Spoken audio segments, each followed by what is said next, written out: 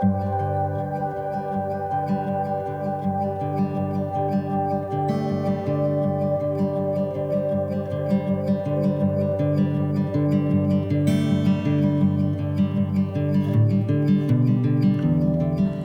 are three main areas that we like to observe during meals: whether a resident is eating over or under 50%, whether they're getting over or under 5 minutes of assistance, and whether a resident is being offered an alternative. We first look to see if a resident is eating over or under 50% without assistance. We want to keep residents as independent as possible. You can use the model plate to see what a full plate will look like, and then at the end, when a resident is done eating, the staff member or you can go take a look at how much the resident has eaten and determine whether a resident has eaten over or under 50% of the meal. If a resident starts to not eat 50% of their meal, we then want to provide some sort of assistance for that resident.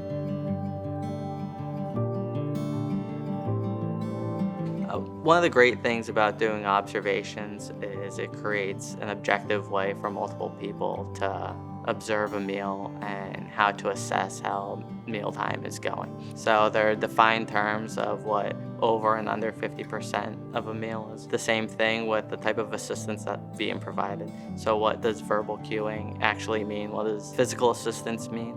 And what does social stimulation mean?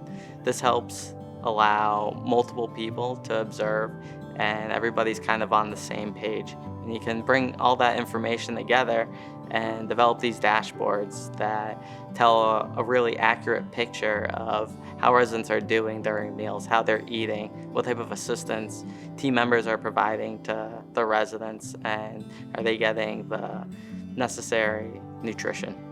After doing a few observations, you understand what a resident's individual needs are. You'll understand whether a resident needs physical assistance from the beginning. You can use that to determine whether a resident over time is getting the assistance they need.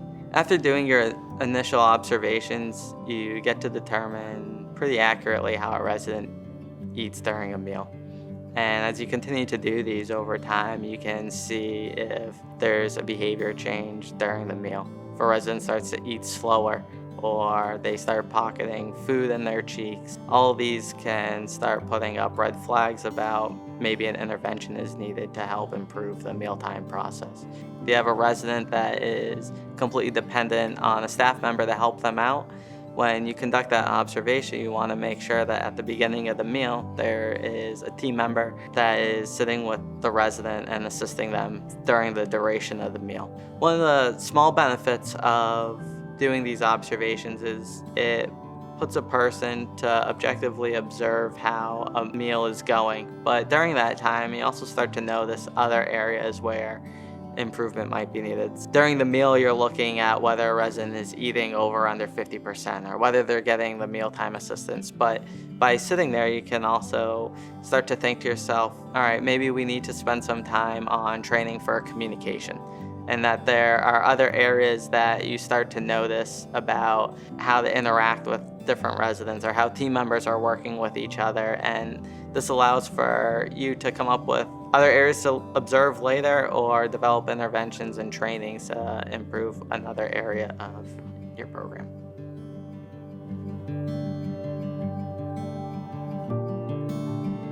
It's important to make a schedule. You don't want to determine how your whole nutrition program is going by observing on the same day, the same meal, with the same staff members. That gives you a real narrow view. You get a real accurate view of that meal, how those staff are doing, and how things are going on that day. But it's important to widen your observations. Get a collection of how everybody's doing initially.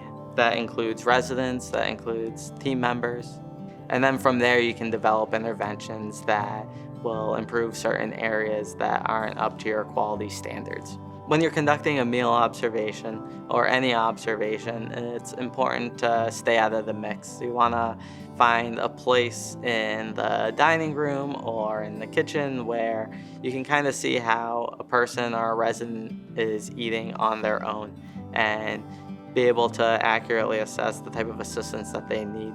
Ideally, during a meal observation, you want to start observing before the meal starts, so you can see from beginning to end how residents are eating.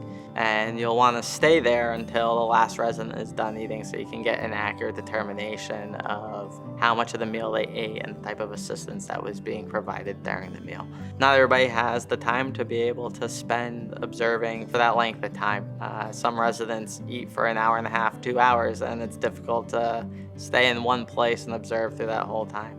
If you can get at least 30 minutes of observation of a resident or a mealtime, you can get a pretty good feel of how things are going during that meal, how the team members are providing assistance, how a resident is eating on their own, or if they're receptive to that assistance, and to determine whether the general environment of the mealtime is to an acceptable level. When conducting the observation, it's important for everybody to use the same form. That'll provide definitions of what to observe and what it means, whether you see that or not. And then everybody's using the same code. So if there's physical assistance being provided, everybody's writing the same code for physical assistance being provided. What this allows is you can bring all that information together into one big data set and then develop these dashboards for everybody to review.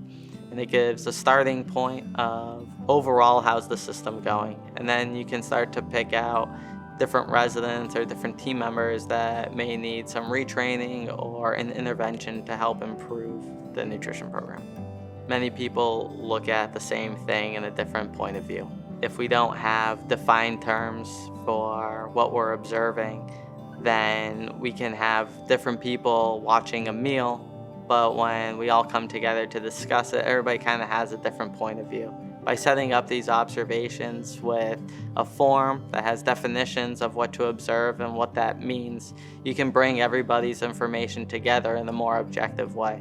And that gives you a great starting point. From there, we can add on different things that you noticed, but the main points that we're looking for during the meal are all being observed the same way.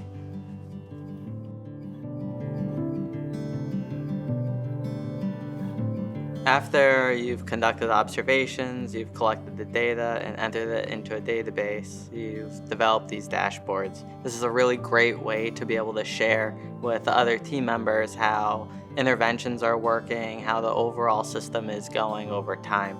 The important thing is, even after you've seen an improvement in your overall system, or you've conducted these observations and seen that the intervention is working, it's important to continue these observations. We like to call them maintenance observations, where during the intervention we're doing a whole bunch to get a really good, accurate view of how something is working.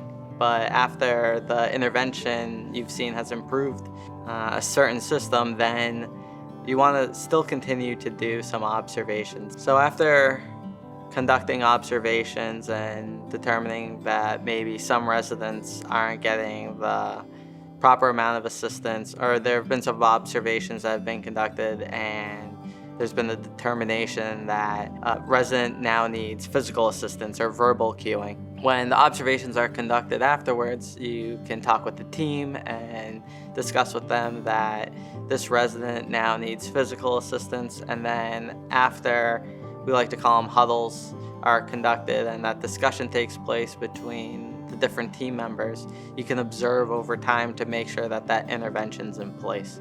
Once that consistently happens, you then want to observe over a period of time. This is our observation form that we use during our meals and snack time. The main areas that we look at during meals and snack times are the resident name, the type of assistance that they're being provided, whether it's physical, verbal, or social stimulation, how much a resident is eating, whether it's over or under 50% of their meal, if they've received at least 5 minutes of the physical assistance or verbal cueing, and whether they were offered an alternative or not. After we have conducted our observations, we then enter the data and analyze it. To analyze the data, we develop dashboards. Each week, we assess our nutritional care quality, and at the end of each month, we summarize everything together. At that point, we can assess whether our interventions are working to help a resident eat. As our nutritional care quality goes up and down, we're able to conduct huddles to retrain our staff and help them identify areas in which we need to make improvements.